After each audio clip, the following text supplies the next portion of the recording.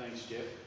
I'm going to actually be like Helen and read a lot of this, but I'm actually going to use specs as well. I'm older than so far, so there you go. Jeff actually asked me about this inspiration thing, and I found it to be an interesting challenge in that inspiration is, and the way he put it to me, is what inspires me from within. It's not so much the external things, although they count, but what is it that makes me who I am and do what I do? And I thought, there's a good hard challenge. So this is my best effort on that. First of all, I think inspiration, it comes from within. It's my need to do more or to do better, to provide, that sort of thing.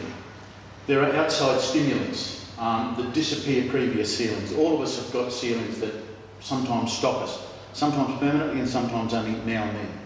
But we need to shift those ceilings so that we can do better, and we need to be able to get results from ordinary situations. A simple example for me is Steve McCosker, and Steve was Deputy Chairman of Regional Development all the time that I was there. And when he was on a podium like this, if the audience got a bit involved and a bit spirited, he'd just go silent, and he'd just stay there silently and wait till everybody came back to the podium. And then he'd give that quizzical little smile and say, "Thanks guys," and then move on with what he did. And I thought that's a wonderful way to manage without telling anybody what they should or shouldn't do. There's an element of dreaming of what might be, if only.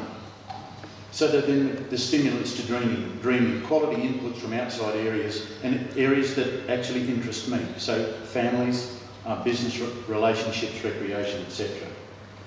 There's also for me a want to play A grade in whatever I take on.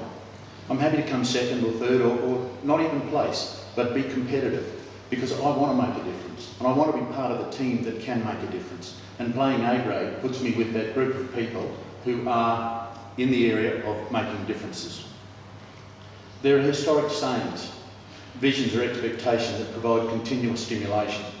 And for me, most of them come from my dad. And I didn't have a dad for very long. I was 27 when he died, and Mum died at the same year. And he used to say to me, an hour in bed before 10 o'clock is worth 2 after. And I mean, I was a young fella and I was enthusiastic, so, you know. You can't work like a horse if you don't eat like one. Look at me. Be careful that you engage your brain before your jaw. And I've got into a fair bit of strife because jaws got involved before the brain. Always remember, your mother never bred a quitter, and I don't want to be the first. A hard-won realisation for me is that I'm responsible for my attitude.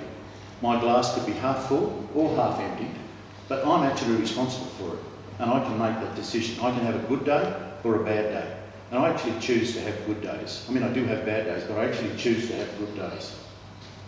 There is a God, and I know that I can make a difference by developing my talents and shining my light for community use. We've all got talents and a responsibility to use them to better ourselves and society. When we play well for a team, we can lift very high and the celebrations are shared and fun. When we play individually, sometimes our successes are a bit isolated. I think self-assessment is also an important part of where we go. And like Susie Kinnear, I'd like to actually read a little poem, and this one's The Man in the Glass. And those of you who were at the Australian Institute of Company Directors thing the other night heard Mal Meninga say that Wayne Bennett uses it sometimes to inspire his players to actually reflect on themselves. And it goes, if you get what you want in your struggle for self and the world makes you king for a day, then go to the mirror and look at yourself and see what that man has to say. For it isn't a man's father, mother or wife whose judgment upon him must pass. The fellow whose verdict counts most in his life is the man staring back from the glass. He's the fellow to please, never mind the rest, for he's with you clear up to the end, and you've passed your most dangerous, difficult test if the man in the glass is your friend.